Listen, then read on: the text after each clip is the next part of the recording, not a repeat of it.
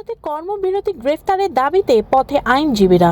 ঘটনার সূত্রপাত গত মাসে 24শে নভেম্বর আদালত চত্বরের মধ্যেই আইনজীবী বিশ্বজিৎ রায় সহ 4 জনকে হেনস্থা মারধর করে দুষ্কৃতীরা অভিযোগ হলো, কিন্তু এখনো গ্রেফতার হয়নি। বাধ্য হয়ে বসিরহাট মহকুমা আদালতে প্রায় 400 আইনজীবী আইনি পরিষেবা বন্ধ করে দিয়ে কর্মবিরতির ডাক দিয়েছেন।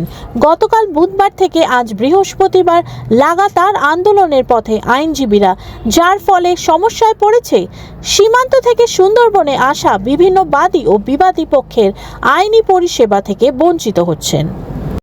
আদালতের মধ্যে আইনজীবীদের পরে বাইরের কিছু দুষ্কৃতিকারী যে হামলা চালিয়েছিল, তারা এখনো পর্যন্ত বিশেষ ছত্রছায়ায় আছে। তারা এখনো পর্যন্ত সব গ্রেপ্তার হয়নি।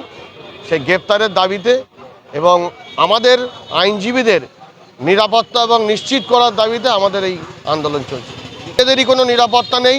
প্রকাশ্য এজলাসের মধ্যে আমাদের আইনজীবীদের ওপরে হেনস্থা হয়েছে, মারধর করা হয়েছে, যেটা আমাদের নিজেদের পক্ষে নিরাপত্তা বিঘ্নিত হচ্ছে। 24 তারিখে ঘটনাটা ঘটেছে। 24শে নভেম্বর আমরা গতকাল থেকে সমস্ত কোর্ট বন্ধ রাখা ঠিক নয়, আমরা পথে নেমে গেছি। আমরা কাজ করতে পারছি না বলে। আমাদের এখানে 400-র উপরে আইনজীবী আছে। সাধারণ মানুষের, আমাদের নিজেরাই যেখানে আজকে নিজেদের জীবনহানির আশঙ্কা করছি, সেখানে আমরা কি পরিষেবা দেবো? প্রশাসন ভাবুক সেটা।